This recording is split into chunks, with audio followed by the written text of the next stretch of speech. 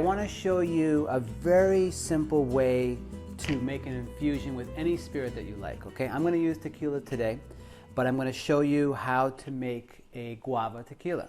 And the simple way that I approach this is it's not about the measurements of fruit or the measurements of alcohol. It more has to do with what kind of container you're going to use. So I always like to use glass, so that's perfect.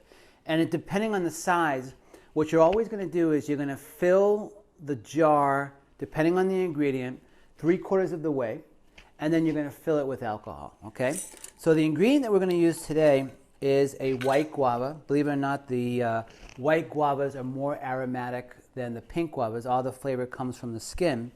But because this is a small jar, we're actually going to cut it up to increase the surface area of it. So we'll cut that up.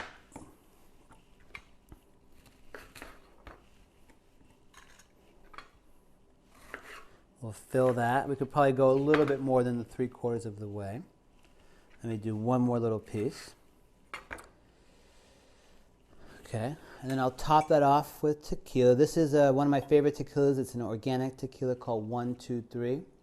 And the one is the Blanco. We'll cover that up. Now I like to keep this pretty much for about 7 to 10 days is really the sweet spot for that. You don't need to refrigerate it. So a lot of times people think that the fruit might spoil and they want to put it in the refrigerator, but that alcohol works. It's such a great preservative that it's going to be doing all the work for you.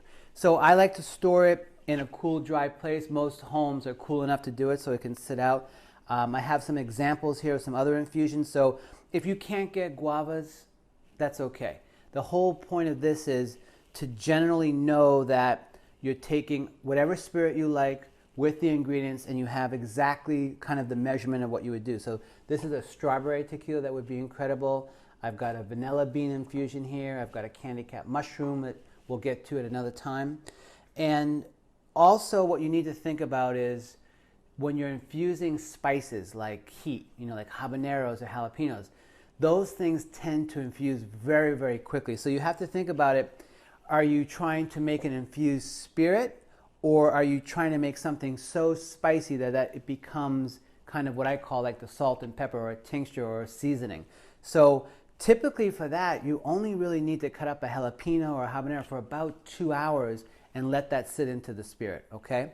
And also another thing that we infuse with teas, whether it's Earl Grey or matcha, those typically you want to stay around maybe 2 hours, 3 hours, and you can put them right in the bottle. You literally can take this bottle, pour the tea inside, shake it up, let it sit for 2 or 3 hours, and then pull it out. Because if you do let a tea go longer than that, it does tend to get more bitter and things like that.